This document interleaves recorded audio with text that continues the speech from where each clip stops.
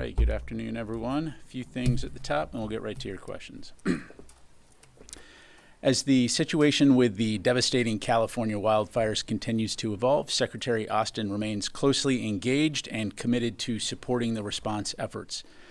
As part of our ongoing support to California, over 1,800 California National Guardsmen have been activated to assist with the firefighting efforts, including hand crews, rotary wing aircraft, and military police that are working in support of local law enforcement.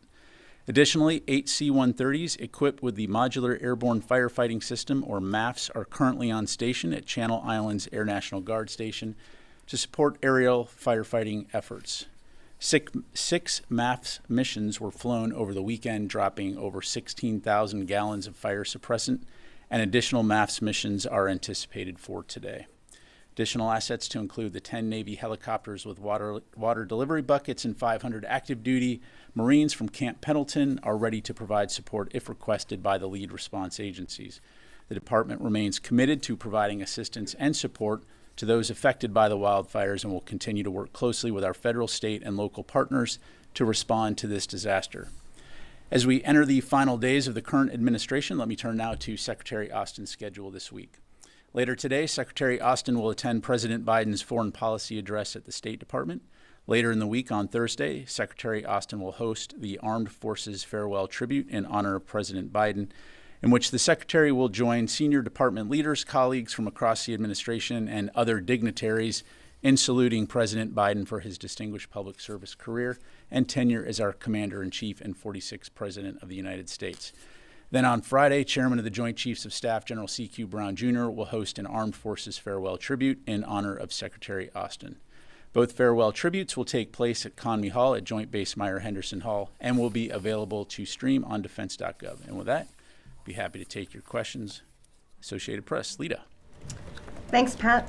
Can you clarify so these 10 helicopters and the 500 active duty troops are still on standby? They've not been used at all, right? Correct. Is there something else that California is asking for? Are people looking ahead to reconstruction? I mean, it seemed pretty odd that they've been struggling to fight these fires and they haven't used these additional assets. Yeah, well, I won't speak for the state of California. I mean, as you heard me say, they've increased the number of National Guardsmen that have been activated, upwards of 1,800 now. And of course, as Sabrina highlighted on Friday, we are doing everything we can to lean as far forward as we can to be prepared to support the needs of the lead federal agencies. And so, as I'm sure you can appreciate, there are capabilities that California and FEMA are already employing. So these assets are available to be introduced into that mix should they be needed and when they're needed. But you've got to do this in a choreographed way that synchronizes capabilities instead of introduces problems to an already complex situation on the ground. So again, we're going to continue to closely monitor, and as soon as and if those assets are requested, they'll of course be available. The only other thing I'd say too is that, especially with aircraft, being cognizant of wind conditions, and so that also can be a factor that's taken into account. But again, I won't speak for California or FEMA. And then one other quick thing. Can you update us on the transition meetings, et cetera, that are going on in the building? Let's see here. So still continue to see scheduled meetings with department leaders. There have been upwards of approximately 160 meetings so far with transition team officials.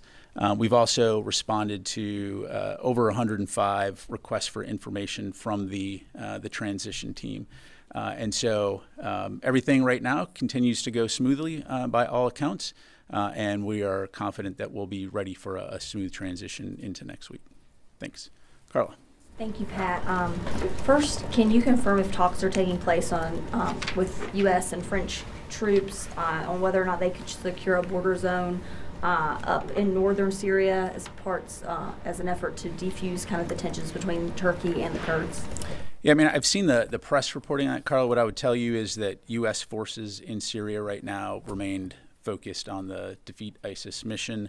I'm not aware of any potential change in mission at this time. Of course, as it relates to the SDF in Turkey, we continue to encourage de-escalation that will lead to a complete cessation of hostilities for all the reasons that we've talked about before. We don't want to see a resurgence of ISIS, and we don't want to see a situation in which the detainment facilities that are holding ISIS members are somehow impacted and enabling them to either escape or, again, resurge. Completely different topic. Can you give us an update on the Ukrainian battlefield? Does Putin indeed have the upper hand right now?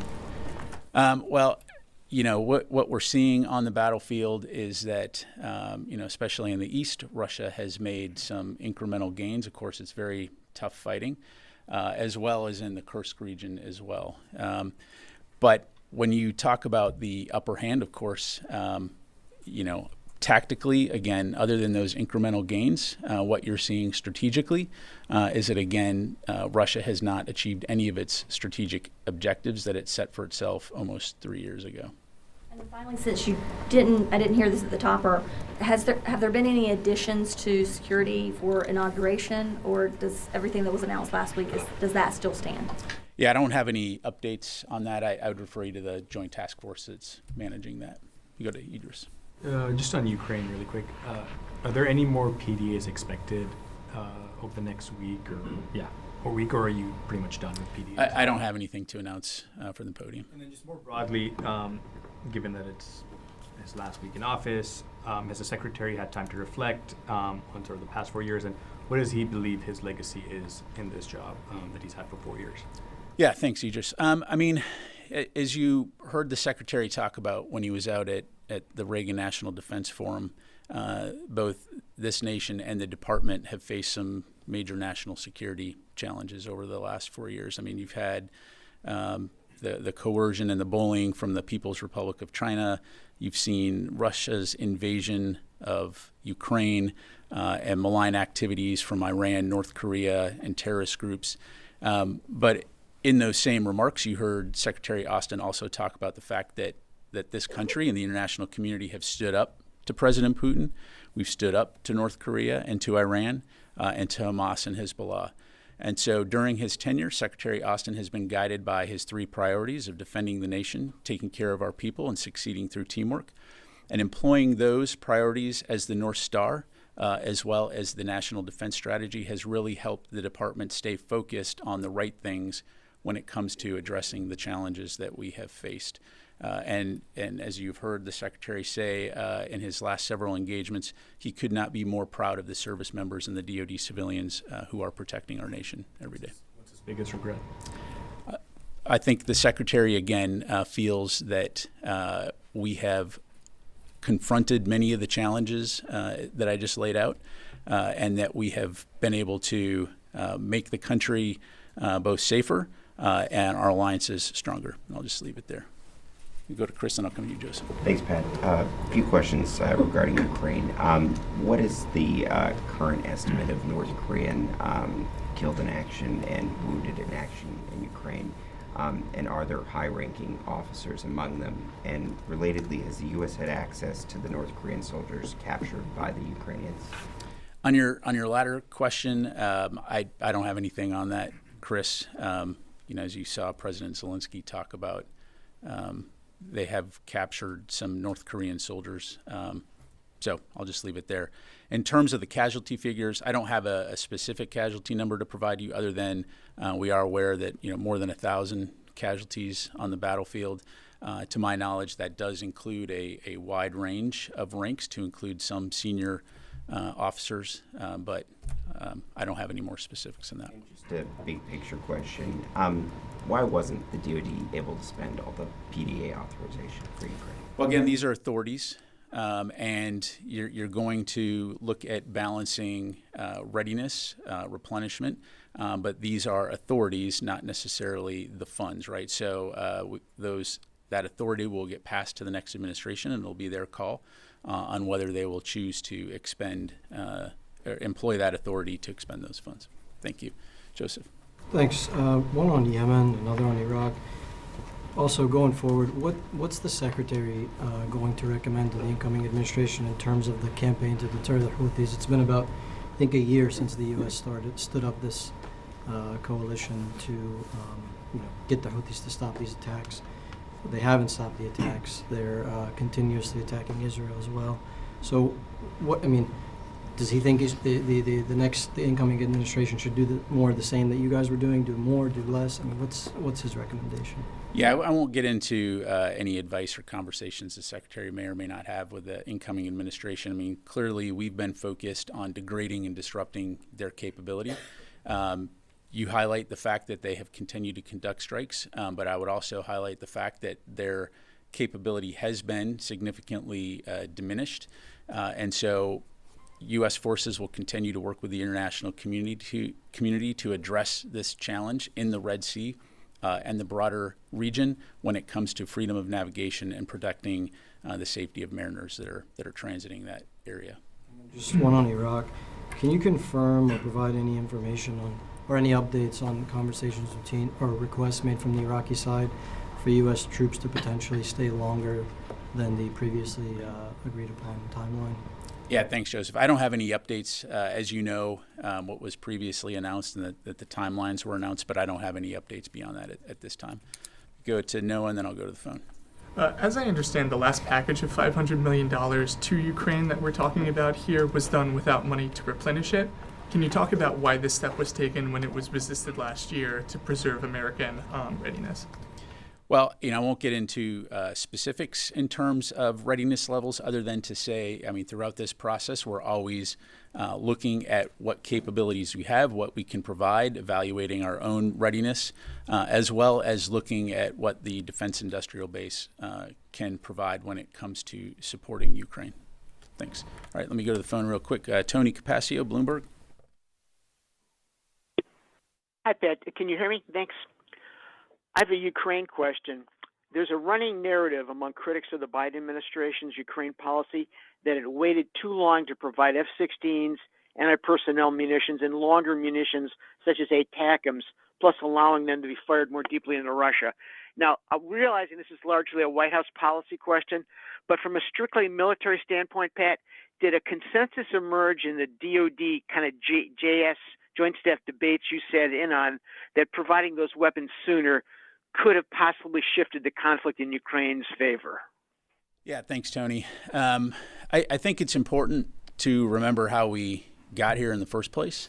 And if you go back to February of 2022, President Putin's strategic objective was to eliminate Ukraine as a country, and that's still clearly his objective. But nearly 3 years later, the fact is that he has failed to achieve any of his strategic objectives. Ukraine is still a free country, and importantly, it is still a country. NATO is, of course, bigger now and stronger. And Russia, when it comes to a lot of the strategic variables, to include the manpower that it is committed to this fight and many of the other factors, including its defense industrial base, have all been weakened. And so since the very beginning of this conflict, the United States, and in particular the Ukraine Defense Contact Group, have worked very, very hard to help Ukraine win this war. Last week, as Secretary Austin met with some 50 different leaders from nations around the world, he highlighted what we have done to support Ukraine. And if you just allow me to recount here, more than 200 million artillery rounds, more than 20,000 rockets. We've provided Ukraine with air defense systems and missiles to defend its skies, its cities, and its citizens. We've been working to support Ukraine's drone industry, and we've surged other critical capabilities to include HIMARS, ground combat vehicles, javelins, and more. Part of this process has been to ensure that we're in daily contact with the Ukrainians to understand what their needs are, and we have rushed security assistance at historic speeds. And as the battlefield has evolved, that support has evolved. And if you think about the kinds of capabilities that we're providing, and you mentioned F-16s, the high-tech nature of that capability and the sustainment and maintenance required makes it an imperative to ensure that we're not just paying lip service and providing that equipment and that capability, but also the training, support, and sustainment that goes with it so that they can actually use it on the battlefield.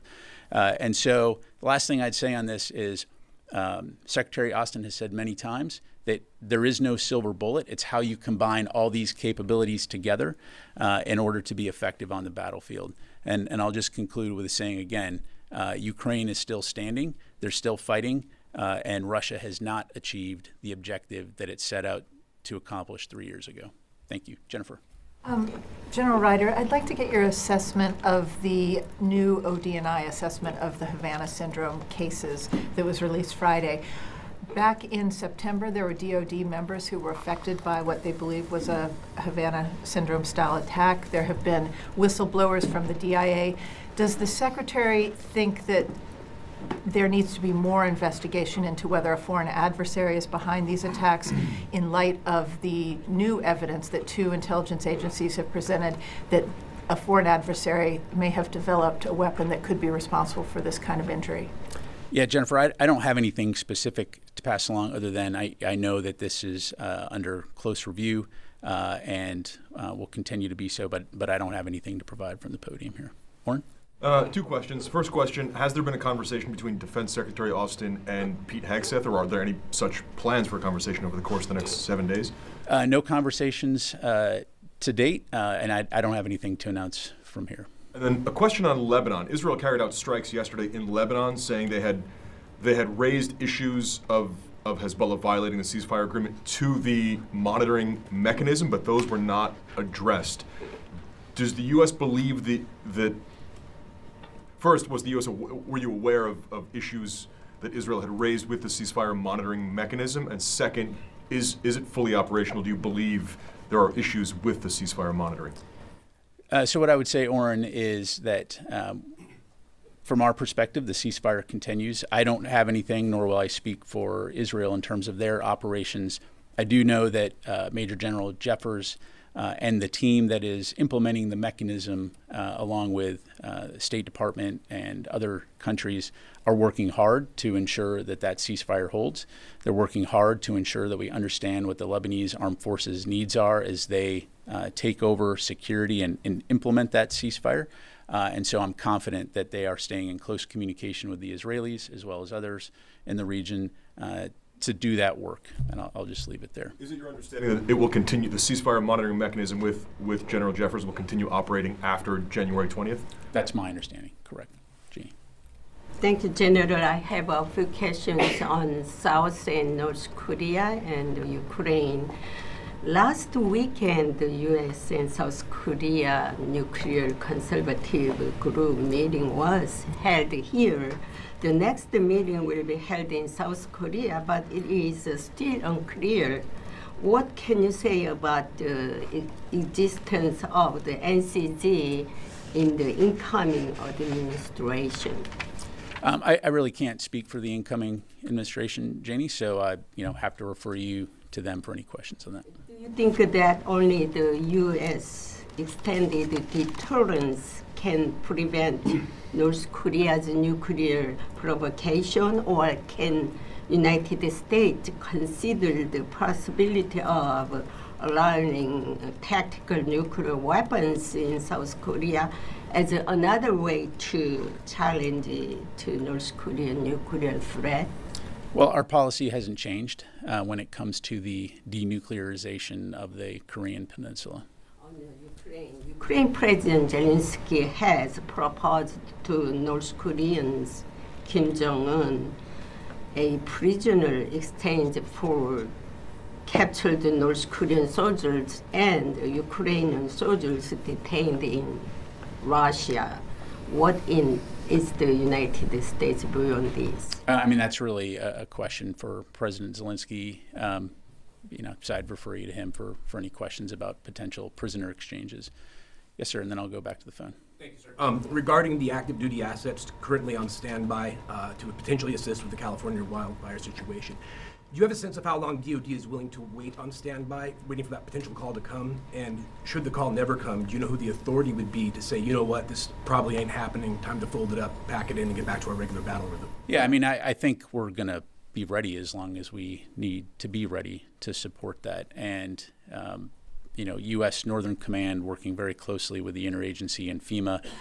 They're making that hour by hour, day by day determination in terms of what those requirements may be. So I don't want to speculate about what the future could look like, other than to say, again, we understand the significance and the devastation of these fires, and the Department of Defense is going to do everything we can to support all those who are battling these fires, to include having this capability available should it be requested. Let me go to the phone. Howard Altman. Hey, thanks, Pat. Couple questions on different subjects. One, what is the U.S. assessment of the capability of the North Korean troops that are fighting in Kursk? Are they capable? Are they well equipped?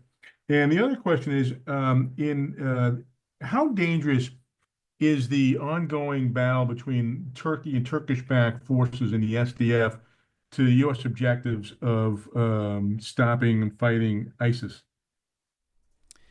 On your first question, Howard, I won't go into specific intelligence other than to say, all indications are that these are relatively well-disciplined, competent forces, the DPRK forces. Primarily infantry focused, and so again, by all accounts, they are capable. And what we're seeing on the battlefield is that they obviously do present a threat. The Ukrainians are doing a good job of holding the line, although it is very tough fighting, and we have seen the Russians make some incremental gains. As far as the SDF and Turkey or Turkish-backed forces in northern Syria, again, as I highlighted earlier, we do continue to see the ceasefire hold. We do want to see a de-escalation of hostilities, because what we don't want to see is a resurgence of ISIS or the conditions that could enable the resurgence of ISIS in Syria. Thank you. Come back to the room here. Yes, sir. I have a follow-up question about North Korea troops in Russia. It is reported that Russia reclaimed 40 to 50% of the Kursk region. So do you think that North Korea troops helpful for Russia to retake in such a place? Well, as evidenced by the fact that Russia was able to introduce 12,000 DPRK forces onto the battlefield, that's certainly a significant number. It certainly makes it much harder fighting for the Ukrainians. But again, as I highlighted, the Ukrainians are continuing to fight, and they're continuing to do everything they can to hold that line. Our focus here continues to be on working with the international community to ensure that Ukraine has what it needs in order to defend itself all along the forward line of battle. Do you have indication that North Korea sent more troops from North Korea? I don't have anything. I'm not aware of anything at this time. Obviously, something that we continue to monitor closely. Tom? Thanks, Joe. Just building on Idris's question earlier, is Secretary Austin satisfied with the manner in which Israel has... Let's wait for the chimes. Sorry.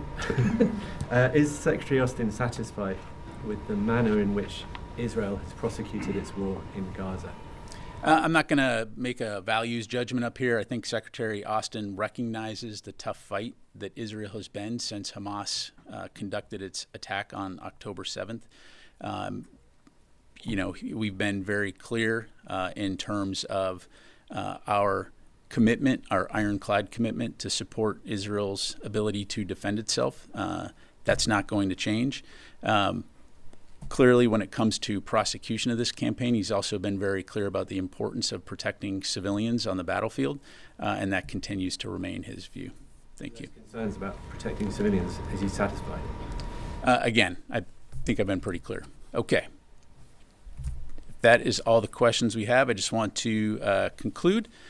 Before we do, I would like to just take a minute to flag that today is my last press briefing as the Pentagon Press Secretary. It has been an honor to serve as the DoD spokesperson from this podium and to help tell the story of our amazing service members and DoD civilians who serve our nation every day around the world.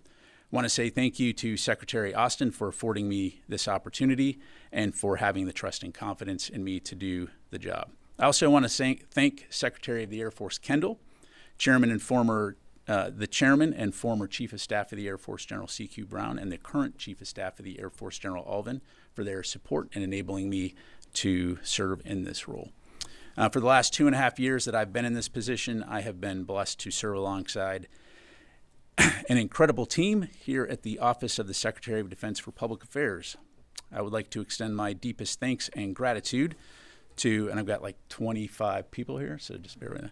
The Assistant to the Secretary of Defense for Public Affairs, Chris Marr, Carly Weibel, Deb Richardson, Colonel Roger Cabness, Colonel Chris Devine, Mr. Chris Garver, the entire Defense Press Operations team, our strategy plans and assessment team, our strategic engagements team, and the Joint Staff Public Affairs team for all of your support.